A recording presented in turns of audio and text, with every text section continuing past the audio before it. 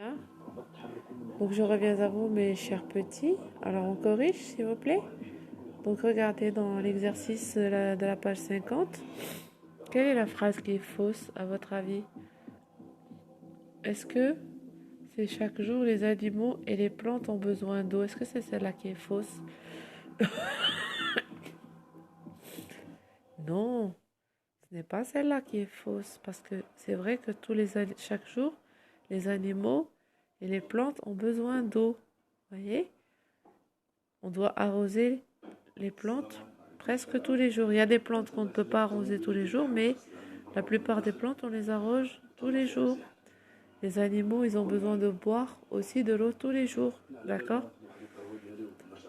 Deuxième phrase. Les animaux, les plantes, les hommes, les aliments sont tous composés d'eau. Oui ou non?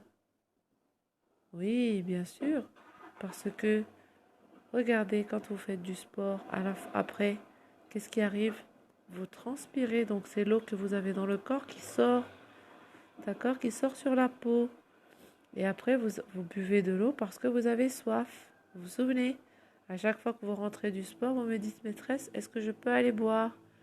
Donc c'est ça. Vous perdez de l'eau en transpirant et vous la récupérez en buvant. Bien. La troisième phrase. Les activités de tous les jours demandent beaucoup d'eau. C'est vrai. Les activités, c'est-à-dire tout ce qu'on fait tous les jours, comme le sport, sortir pour aller à l'école, travailler, d'accord, tout ça, ce sont des activités. Et si on fait beaucoup d'activités, on a besoin d'eau, d'accord, de beaucoup d'eau. Et la dernière, personne n'a besoin d'eau pour vivre. Est-ce que celle-là est vraie? Est-ce que personne n'a besoin d'eau pour vivre? Non, tous les êtres vivants ont besoin d'eau pour vivre. L'eau est quelque chose de nécessaire. L'eau est nécessaire à la vie. Si on n'a pas d'eau, on ne peut pas vivre. D'accord? Ici, qu'est-ce qu'on peut répondre à cette question? Que se passe-t-il si on utilise trop d'eau? Que se passe-t-il si on utilise trop d'eau? D'accord? Alors, si on utilise trop d'eau, ça veut dire si on la gaspille. Qu'est-ce qui va se passer?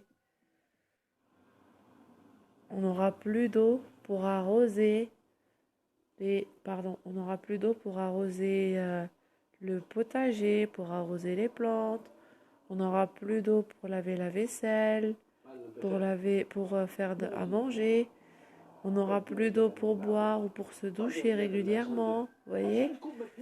On n'aura pas plus d'eau pour que les animaux puissent boire ou pour se baigner encore moins. Donc voilà pourquoi on ne doit pas utiliser trop d'eau. On ne doit pas la gaspiller. Très bien. Donc exercice je cherche. On continue la correction s'il vous plaît. D'où vient l'eau que nous utilisons? Entoure la bonne réponse. Est-ce que l'eau vient de la mer? Si on utilise l'eau, est-ce qu'on utilise l'eau de la mer pour toutes ces activités? Est-ce qu'on peut boire l'eau de la mer? Est-ce qu'on peut aller aux toilettes avec l'eau de la mer? Est-ce qu'on peut laver les vêtements avec l'eau de mer? Ou arroser les prés et les terres avec l'eau de la mer? Est-ce qu'on peut construire avec l'eau de la mer? Bien, regardez. Non, on ne peut pas utiliser l'eau de la mer pour toutes ces activités. Mais par contre, on utilise l'eau qui vient de la nappe souterraine, c'est-à-dire l'eau qu'on tire de sous la terre. Vous voyez?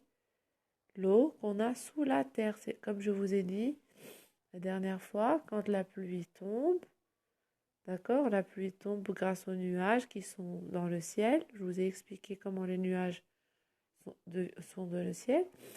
Donc, la pluie tombe sur la terre. Alors, la terre prend ce dont elle a besoin pour arroser les terrains, euh, les prés, d'accord, les légumes. Mais alors l'eau qui est en plus, elle est absorbée et elle va dans la nappe phréatique, dans la nappe souterraine, d'accord? L'eau qui est en plus, elle va dans la nappe souterraine, d'accord? Et c'est grâce et c'est dans cette nappe souterraine qu'on tire l'eau pour boire, pour se laver, pour aller aux toilettes, pour laver les vêtements, pour arroser, pour construire, voilà. Donc, regardez, que se passe-t-il si on utilise l'eau pour toutes ces activités? Entoure la bonne réponse. Il y a plus d'eau qu'avant ou il y a moins d'eau qu'avant? Si on dépense toute l'eau pour toutes ces activités, est-ce qu'il y aura plus d'eau qu'avant?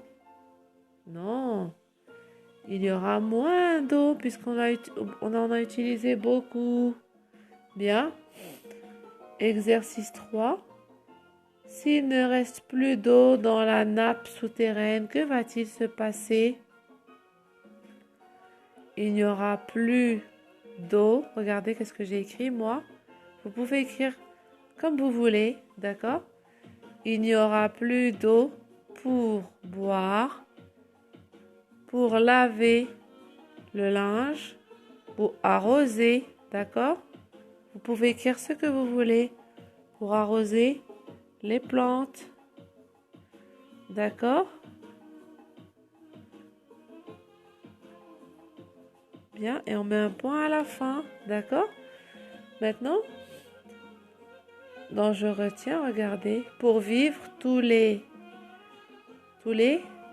êtres. Ça peut être des êtres humains, ça peut être des plantes, ça peut être ça peut être des animaux. Tous les êtres ont besoin d'eau. Si on utilise trop d'eau, les réserves vont diminuer. Il n'y aura plus d'eau pour les plantes, les animaux et les hommes.